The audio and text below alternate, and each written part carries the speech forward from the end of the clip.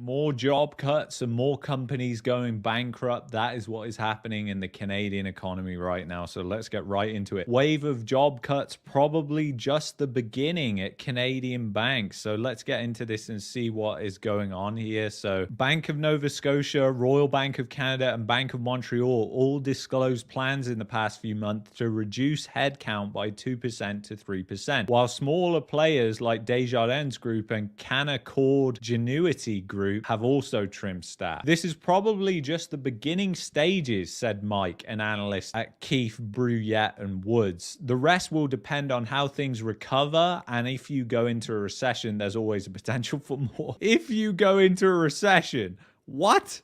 Did you just hear that, guys? He's saying if we go into a recession, we're already in a recession, and he's already talking about recovery at this stage.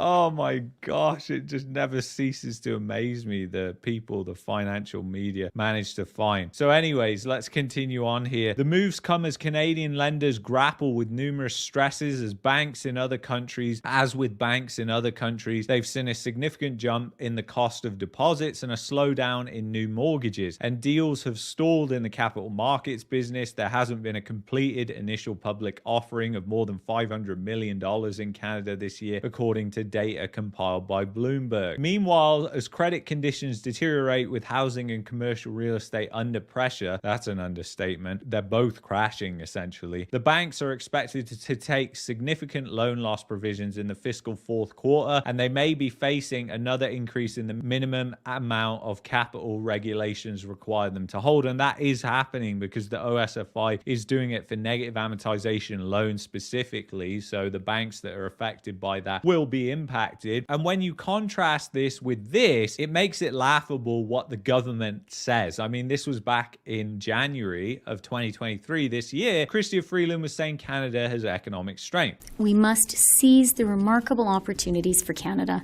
that are presented by two fundamental shifts in the global economy. The race to build the clean economies of the 21st century, significant investments to build Canada's clean economy and create good middle-class careers, and a responsible fiscal plan that will see Canada maintain the lowest deficit and the lowest debt to GDP ratio in the G7. Those savings will come from government operations.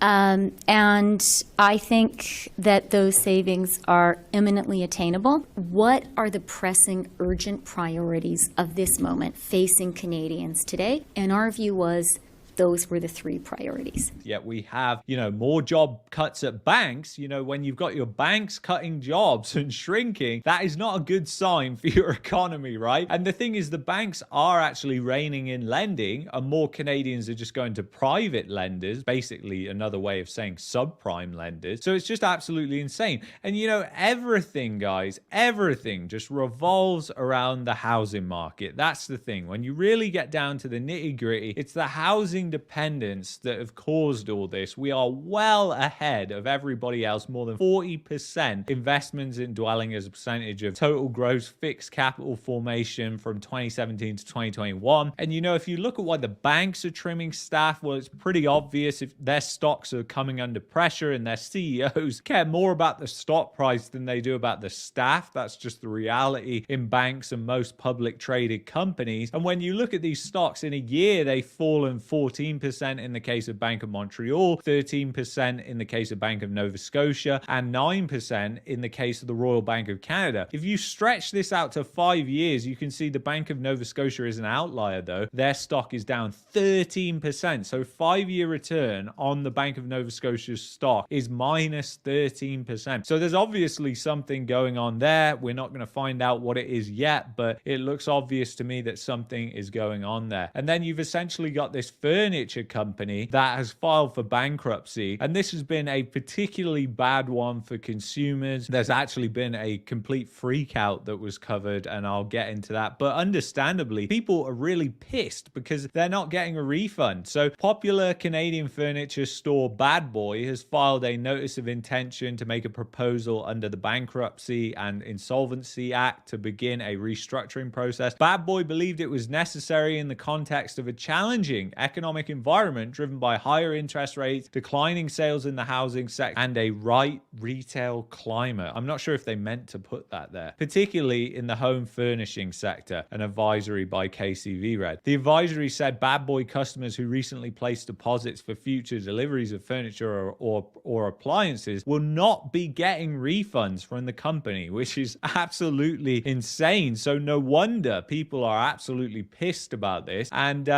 bad boy going bankrupt, once again, it's the complete opposite of what Chrystia Freeland and the government and most of the financial media was spinning this story that everything was going to be all right earlier in the year. And it once again shows how companies that aren't in the real estate space specifically get affected by the fact that most of the money in Canada is going into housing and has been going into housing. So the economy's dependence on housing has gone up and up and up and up over time. So with a housing market crash like we're now experiencing, this makes things even worse, obviously. It's just crazy because you've had customers freaking out, but I kind of understand to a large degree, although you shouldn't start doing this. People are pissed because they're not getting a refund, essentially. This guy, you might be able to hear it, but I'll just show you what's going on.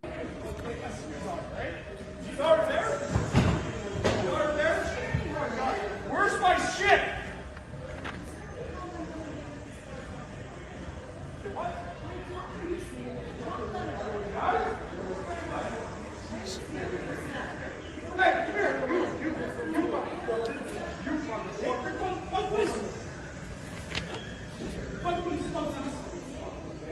So people are understandably angry about what's going on there. This just kind of shows yet again how the consumer is screwed, how people aren't spending that money on housing like they used to. And you've only got to look at the chart that I've got in front of you right now to realize that's going to end up with a bad situation, because so many businesses indirectly benefited off this housing bubble. It's even people doing repairs on homes. A lot of people, they're not going to be able to afford to repair their home. Home repair costs have gone up a lot and home repairs are needed, but the fact is a lot of people will defer those home repairs and then that affects them, and it can affect loads of different businesses that you wouldn't have thought or expected to be impacted by this housing bubble that is currently imploding. So it's just going to be a situation of, once again guys, more job cuts coming, more unemployment, and we'll continue to see it. We've got a labor market report that's coming out on Friday, I believe, and we'll dig into that and maybe I'll do a video on it next Monday. So anyway, I want to thank you so much for watching this video. If you're looking for a VPN to get around the censorship laws in Canada, go to expressvpn.com/market mania. Thank you so much for watching. If you've enjoyed this video, you might like this video here, you might like this playlist here. Thank you so much for all your continued